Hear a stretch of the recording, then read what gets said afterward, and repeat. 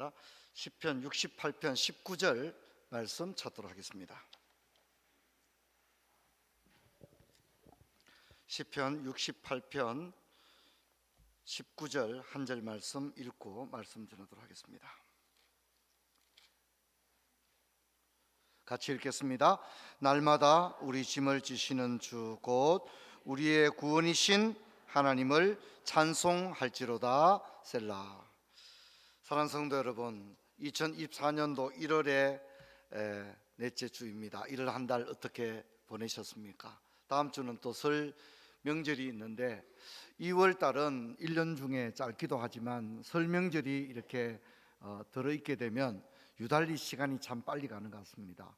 우리가 뭐 새해 맞이했다 이렇게 하지만 그냥 어느 날 그냥 3월 달 이렇게 되는 게 아닌가 그렇게 생각하고, 아무쪼록 올 한 해 우리 성도님들 모두 복되고 건강한 그런 한 해 되기를 주의 이름으로 축원합니다. 우리는 정초 3주간을 창조, 창조질서, 창조적 영성이라는 제목으로 말씀을 살펴봤고, 저는 오늘부터 성부 하나님에 관한 3부작 설교를 시작하려고 합니다.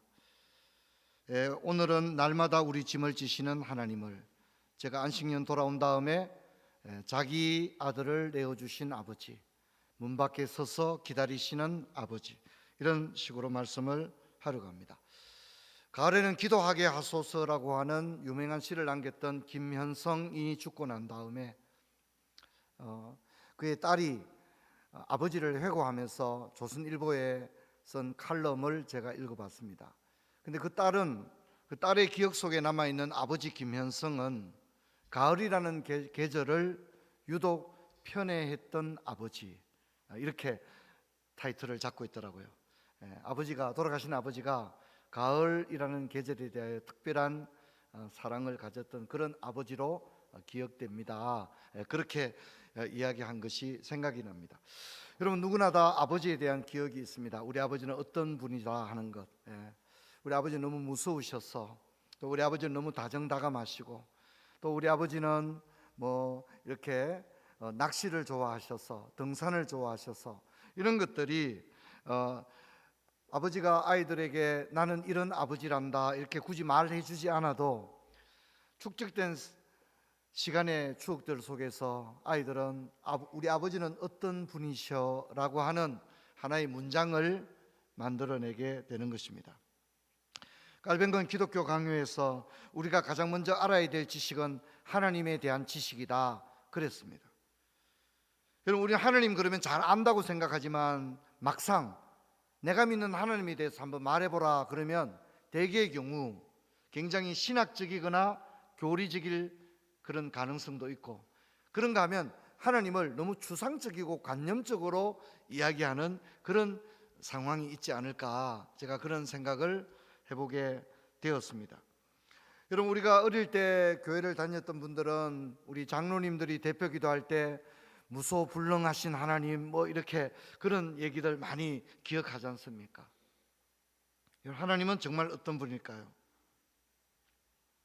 저는 오늘 시편 68편을 중심으로 다윗의 기억 속에 남아있는 하나님을 이야기하려고 합니다. 여러분, 68편은 다윗의 시인데 이 시를 보면 찬양이 나오고 있습니다. 다윗은 하나님에 대한 자신의 생각, 자신이 느낀 하나님, 다윗이 생각하는 하나님의 이미지를 노래 가사를 통하여 표현하고 있습니다. 그런데 다윗의 시를 보면 하나님을 찬양하고 있습니다. 68편도 하나님을 찬양하고 있습니다. 곳곳에 다 찬양이 나옵니다. 그런데 문제는 이제 우리가 보통 찬양한다는 것은 상태가 좋은 거지 않습니까? 감사하고 또 찬양을 할 만한 그런 환경이 되었을 때 찬양한다 이럴 수 있는데, 굉장히 역설적입니다. 68편의 이 시인은 분명히 찬양을 하고 있는데 시인은 고난 가운데서 찬양을 하고 있다는 것입니다. 이것이 우리가 시편을 읽는 매우 중요한 포인트가 아닌가 그렇게 생각합니다. 야, 다윗이 진짜 찬양 좋아했나 보다 그렇게 생각하면 안 됩니다. 다윗의 시의 대부분은 고난 가운데 올려드렸던 찬양이었다는 사실입니다. 고난이라고 하는 것은 뭡니까? 찬양을 부를 수 없는 상황이란 얘기입니다. 찬양은커녕 탄식이 흘러나오고 잠도 오지 않는 그런 상황인데 고난 가운데서 너무 아름다운 노래를 올려드리고 있습니다. 시편 68편의 상황을 보면 생각보다 상황이 굉장히 어렵습니다. 먼저 시인은 원수들과 대치 상황에 있습니다. 한 명의 원수가 아닙니다. 시에서는 원수를 복수로 말하고 있는데 원수라고 하는 게 뭡니까? 죽고 사는 관계입니다. 인생에서 가장 힘든 관계가 원수입니다. 원수. 저 원수를 어떻게 하면 좋을까? 근데 여러분, 우리 인간의 힘으로는 원수의 관계를 풀 수 없습니다. 해결할 수 없습니다. 그래서 성경은 말하기를 원수 갚는 것은 하나님께 있다라고 하면서 너의 영역이 아니다, 네가 어떻게 한다고 해서 할 수 있는 부분이 아니다, 그렇게 이야기를 하고 있습니다. 그래서 1절을 보면 하나님이 일어나시니 원수들은 흩어지고, 하나님이 일어날 때만이 비로소 원수 문제가 해결이 되지, 내가 3년 안에 이 원수 어떻게 하고 지나가야 되겠다, 여러분 그렇게 되지 않습니다. 그러다가 여러분이 오히려 상하게 되는 겁니다. 원수가 어떻게 해서 흩어집니까? 내 삶을 둘러싸고 있는 지긋지긋한 이 원수들이 어떻게 하면 흩어질 수 있겠습니까? 더 이상 원수 때문에 고통스럽지 않게 살 수 있습니까? 내 힘으로 안 된다는 겁니다. 인생이 다 내 힘으로 되면 하나님이 무슨 필요가 있겠습니까? 원수라고 하는 것은 하나님이 일어날 때 흩어지는 것입니다. 또한 시인은 인생을 고독한 인생, 갇힌 인생이다, 그렇게 얘기합니다. 구체적으로는 고아와 가부를 언급하고 있는데, 고독한 사람들의 특징이 뭐냐면 이들은 필연적으로 대인관계가 협소하고 인생의 희노애락을 함께 나눌 대상이 없는 사람, 그러다 보니까 갇힌 인생이 됩니다. 그런데 하나님은 이런 갇힌 인생들을 나오게 하셔서, 그들을 갇힌 자리에서 나오게 하셔서 그들을 형통한 인생으로 역전시켜 주십니다. 또한 궁핍하고 가난한 상황에 있는 사람들이 있는데 이들에게 흡족한 비를 내려주신다, 그렇게 이야기를 합니다. 저는 특별히 9절의 이 말씀이 참 은혜가 되는 것 같아요. 여러분 68장 9절을 보면 주께서 흡족한 비를 보내사 주의 기업이 공고할 때, 주의 기업이 궁핍할 때에 주께서 그것을 견고하게 하셨다, 그렇게 이야기합니다. 궁핍하고 가난한 사람들을 그냥 두지 않는 하나님, 고독하고 갇힌 자들을 그냥 두지 않는 하나님, 원수에 둘러싸여서 늘 스트레스가 떠나지 않는 사람들을 주님은 그냥 구경하지 않으시는 겁니다. 여러분, 시인이 처한 상황만을 본다면 찬양할 수 없습니다. 자신의 힘으로 이 힘든 상황을 돌파할 능력이 없는 겁니다. 그때 하나님이 일어서시는 겁니다. 할렐루야. 그때 하나님이 일어서시고 내 인생에 하나님이 직접 개입하는 것입니다. 그래서 원수들을 흩으시고 갇힌 인생을 형통하게 하고 가난한 자에게 은택을 준비하는 겁니다. 그래서 여러분, 우리는 이런 하나님을 바르게 알고 사모하고 간증할 수 있어야 됩니다. 이런 시인의 고백은 우리가 읽었던 19절에 와서 절정을 이루고 있는데, 한 번 더 같이 읽어보도록 하겠습니다. 날마다 우리 짐을 지시는 주 곧 우리의 구원이신 하나님을 찬송할지로다. 이 구절은 우리가 어떤 존재인지가 잘 드러나고 있습니다. 우리는 실상 내 인생을 내가 결정하고 내 문제 내가 해결할 수 있다고 생각하지만 하나님의 은혜 없이는 살아갈 수 없습니다. 여러분, 여기 날마다 내 짐을 대신 지시는 하나님, 다윗이 시인이니까 야, 시를 진짜 멋지게 썼다, 그렇게 생각하면 안 됩니다. 여러분, 이것은 다윗의 인생이었고 다윗의 경험이었고 다윗의 간증인 줄로 믿습니다. 단 한순간도 하나님의 은혜가 부재한 상황을 상상할 수 없어 다윗은 이걸 잘 알았습니다. 이건 단지 시적인 표현이 아니라 사실이었습니다. 다윗은 정치적인 갈등과 경쟁 속에서 하루도 생명을 보장받고 편안한 잠조차 이룰 수 없는 인생이었습니다. 우리도 마찬가지죠. 지나온 인생을 해결해 보면 부모님들이 그런 얘기를 합니다. 얘들아, 나는 하루도 마음 편할 날이 없었다, 이런 얘기하면 어떻게 하루도 마음 편할 날이 없었을까, 그렇게 생각할 수 있지만, 여러분 6남매 7남매를 키우셨고 가난한 시절에 참 자식들 배불리 먹이지 못해서 늘 속상하고 애들 교복 하나 제대로 사주지 못하고 아이들 양말이 떨어져서 몇 번이나 기워서 입히고 신기고 하던 그 어머니들을 생각한다면 내 평생에 마음 편할 날이 없었다, 그 말은 결코 과장이 아닌 것입니다. 어린 자식들을 마음껏 먹이고 입히지 못하셨던 그 가난한 시절에 우리 어머니들 입장을 생각한다면 단 하루도 다리 쭉 뻗고 주무신 날이 있을까요? 아이고, 내 인생 이제 살만하다, 그럴 날이 있을까요? 가난과 자식 걱정에 평생을 허리가 꼬꾸정하시도록 사셨던 어머니들 생각하면 내 평생에 편할 날이 없었다는 말은 진실한 고백인 것입니다. 어떤 분들은 이런 얘기합니다. 나는 숨쉬고 사는 것 자체가 고통스러웠다, 그렇게 얘기하는데 여러분, 그것은 결코 시적인 표현이 아니라 실제로 그런 것입니다. 여러분, 그런 우리 인생을 살면서 이런 인생에 승리하는 비결이 뭡니까? 다윗이 인생 승리한 비결이 뭡니까? 다윗은 이렇게 말합니다. 내 인생의 승리의 비결이 뭐냐? 주님이 내 짐을 대신 지셨다는 겁니다. 할렐루야. 주님이 시간 날 때 한 번씩 도와주시고, 어쩌다 한 번씩 전화해 주시고, 어쩌다 한 번씩 내 편 들어주시고가 아니라 여기 짐을 언제마다 져주셨다 얘기하죠? 날마다 내 짐을 져주셨다. 내 인생을 돌아보니 주님이 진짜 날마다 내 짐을 대신 지셨다. 이것이 누구의 고백이라고요? 다윗의 고백입니다. 그래서 많은 믿음의 사람들이 이런 얘기를 합니다. 내 인생은 한마디로 하나님의 은혜였다. 하나님께서 나를 여기까지 인도하셨다. 여러분, 이런 고백이 저와 여러분의 우리 하나님에 대한 고백이 되기를 주의 이름으로 축원합니다. 하나님은 전능하시고 무소부재하시고, 이런 어쩌면 자신과는 너무 동떨어진 조직이나 교과서를 읽는 것처럼 그렇게 하나님을 말하는 게 아니라, 적어도 여러분에게 하나님은 어떤 하나님이냐라고 말할 때 다윗은 날마다 내 짐을 대신 지시는 하나님이라고 그는 고백하고 있는 겁니다. 성도 여러분, 여러분 인생을 돌아보십시오. 여러분도 얼마나 힘든 때가 많으셨습니까? 앞이 캄캄한 적도 있지 않았겠습니까?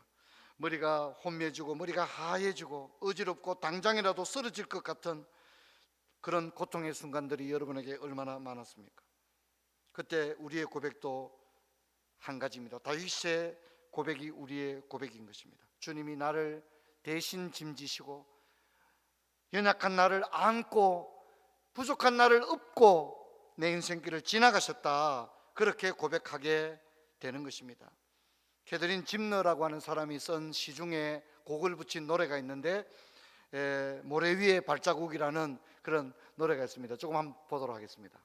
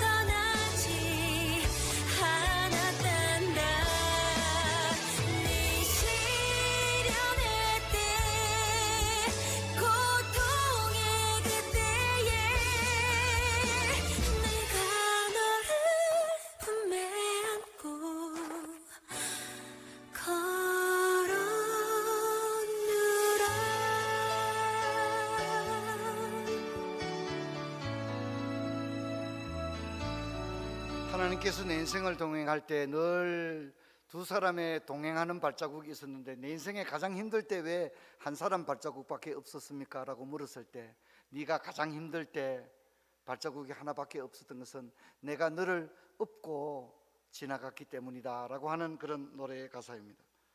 사랑하는 성도 여러분, 실제로 하나님은 우리 곁을 떠나지 않으시고 우리와 함께 하십니다.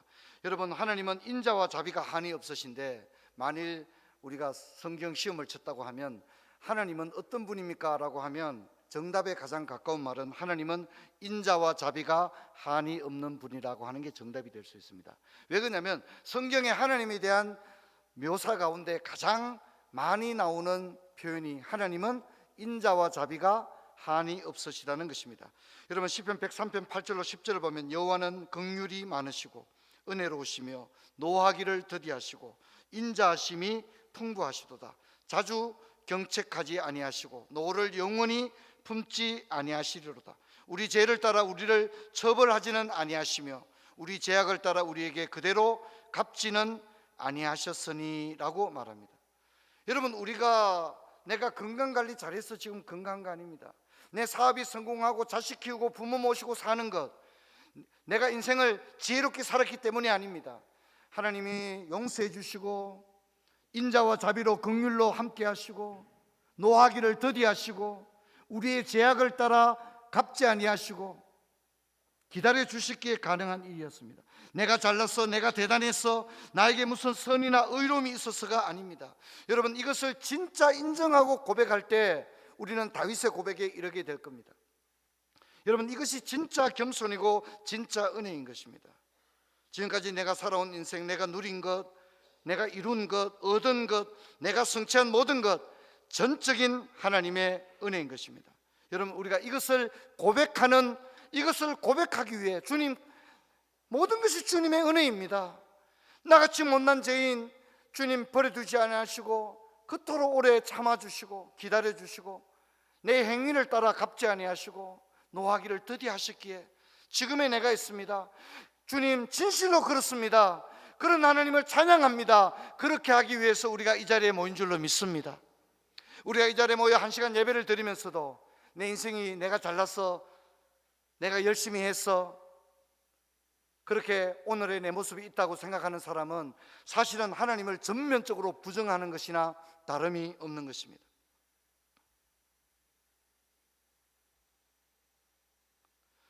여러분, 신명기 1장 31절로 33절을 보면 광야에서도 너희가 당하였거니와 사람이 자기 아들을 안는 것 같이 너희 하나님 여호와께서 너희가 걸어온 길에서 너희를 안으사 이곳까지 이르게 하셨느니라. 그러나 이 일을 너희가 너희 하나님 여호와를 믿지 아니하였도다. 그는 너희보다 먼저 그 길을 가시며 장막 질 곳을 찾으시고 밤에는 불로 낮에는 구름으로 너희 갈 길을 지시하시는 자신이라고 합니다. 여러분, 주님은 우리를 광야길에서 안고 광야를 지나게 하셨고 독수리가 새끼를 날개에 업고 날아가는 것과처럼 우리를 인도하셨습니다. 우리보다 앞서가셔서 미리 다 준비하십니다. 그리고 구름기둥 불기둥으로 인도하시는 겁니다. 여러분, 이것을 다윗은 시편 23편에서 여호와는 나의 목자시니 내게 부족함이 없다라고 했습니다. 이렇게 하나님이 나를 안고 지나가시고 앞서가셔서 다 예비해 놓으시고 구름기둥 불기둥으로 우리를 인도하시는데 뭐가 부족합니까? 그래서 다윗은 고백하기를 여호와가 나의 목자시니 내게는 부족함이 없다, 그렇게 고백하는 자리에 이르렀습니다. 이것은 다윗의 인생의 총결론과도 같습니다. 인생을 결론할 때 내 인생은 부족함이 없었다, 내가 잘났어가 아니라 하나님이 나의 목자가 되셨기 때문이다, 그렇게 이야기합니다. 여러분, 성경에는 하나님이 우리의 아버지가 되시기 때문에 너희는 걱정할 필요가 없다, 이 말씀이 반복적으로 나옵니다. 먼저 요한복음 14장 1절 같이 읽겠습니다. 너희는 마음에 근심하지 말라, 하나님을 믿으니 또 나를 믿어라. 우리 크게 읽겠습니다. 한 번 더 읽습니다. 너희는 마음에 근심하지 말라, 하나님을 믿으니 또 나를 믿어라, 그렇게 합니다. 여러분, 히브리서 11장 6절을 같이 읽겠습니다. 믿음이 없이는 하나님을 기쁘시게 하지 못하나니 하나님께 나아가는 자는 그가 계신 것과 자기를 찾는 자들에게 상 주시는 이심을 믿어야 할지니라, 그렇게 말합니다. 또한 마태복음 6장 31절로 33절은 이렇게 말합니다. 우리 같이 읽겠습니다. 그러므로 염려하여 이르기를 무엇을 먹을까, 무엇을 마실까, 무엇을 입을까 하지 말라. 이는 다 이방인들이 구하는 것이라. 너희 하늘 아버지께서 이 모든 것이 너희에게 있어야 할 줄을 아시느니라. 그런즉 너희는 먼저 그의 나라와 그의 의를 구하라. 그리하면 이 모든 것을 너희에게 더하시리라. 할렐루야. 여러분, 오늘 우리는 하나님을, 우리가 전통적으로 아는 하나님은 전능하시고 전지하시고 무소부재하시고 이런 식의 하나님의 이해가 아니라 날마다 내 짐을 대신 지신 하나님. 여러분, 우리가 이 고백이 우리의 고백이 되기를 주의 이름으로 축원합니다. 근데 문제는 뭐냐면 오늘날 사람들이 아버지를 별로 안 좋아합니다. 그리고 하나님 아버지 간절한 신앙들이 너무나도 연약한 시대입니다. 아버지가 실종된 시대입니다. 디모데후서 4장 3절로 4절을 보면 때가 이르리니 사람이 바른 교훈을 받지 아니하며 기가 가려워서 자신의 사역을 서성을 많이 두고 또 그 길을 진리에서 돌이켜 허탄한 이야기를 따르리라. 우리 한번 따릅시다. 진리에서 돌이켜 허탄한 이야기를 따르리라. 그 똑똑이가 되는 겁니다. 굉장히 똑똑해 보이는데 허탄한 이야기를 따르는 거예요. 진짜 똑똑한 사람이에요. 여러분, 성경이 이렇게 말합니다. 한번 따라합시다. 어떤 길은, 크게 따라합시다. 어떤 길은 사람의 보기에 바르나 필경은 사망의 길이니라. 그렇게 얘기합니다. 오늘 많은 사람들이, 똑똑하다는 사람들이 진리에서 돌이켜 허탄한 이야기를 따르는 겁니다. 철없는 자녀처럼 철없는 신자가 되지 마십시오. 주님을 섬긴 지 10년, 20년, 30년, 40년이 지나가는데 언제까지 진리의 가치를 알지 못한 채 진리에서 돌이켜 헛하는 것을 따르려고 하십니까? 어리석은 자의 인생으로 마치려고 하십니까? 지금도 여러분, 하나님은 여러분의 짐을 날마다 지시는 하나님이신 줄로 믿습니다. 하나님이 어디 있어가 아니라 하나님이 오늘까지 날마다 우리 대신 짐을 져 주시는 줄로 믿습니다. 우리가 아이고 내일 내가 어떻게 살아야 되나, 주님이 앞서가셔서 미리 준비 다 해놓고 있어요. 할렐루야. 할렐루야. 주님이 너희보다 앞서가셔서 예비하시며 라고 말했습니다. 근데 우리는 뭡니까? 주님이 앞서가셔서 다 준비하는데도 아이고 어떻게 하면 살지 모르겠다 걱정하고 그러는 것입니다. 여러분, 하나님에 대한 지식이 신학적, 교리적, 관념적, 이론적 수준에 머무지 말고 오늘 다윗이 고백하는 것처럼 날마다 내 짐을 대신 지시는 하나님이라고 고백하는 이 고백이 여러분의 감정이 되고 여러분의 고백이 되기를 주의 이름으로 축원합니다. 2026년까지 우리 교회는 30주년 향해 나가는데 올해부터 3년의 시간이 남아 있습니다. 저는 여러분에게 이미 몇 번 말씀드린 적이 있지만 한번 도전하기를 원합니다. 3년 어간 동안에 다시 우리 집을 믿음의 반석의 집으로 잘 짓게 되기를 주의 이름으로 축원합니다. 흔들흔들합니까? 자녀들이 교회 안 나옵니까? 여러분, 이 3년 어간 동안에 우리 힘으로는 못할 수 있습니다. 하지만 소원을 두고 하나님께 나간다면 3년 어간 동안에 30주년을 맞는 2026년 어간에 우리 교회도, 여러분 자녀들도, 여러분의 가정도, 여러분의 산업도 단단하게 세워지는 그런 은혜가 있기를 주의 이름으로 축원합니다. 자리에서 일어나겠습니다. 하나님 아버지 감사합니다.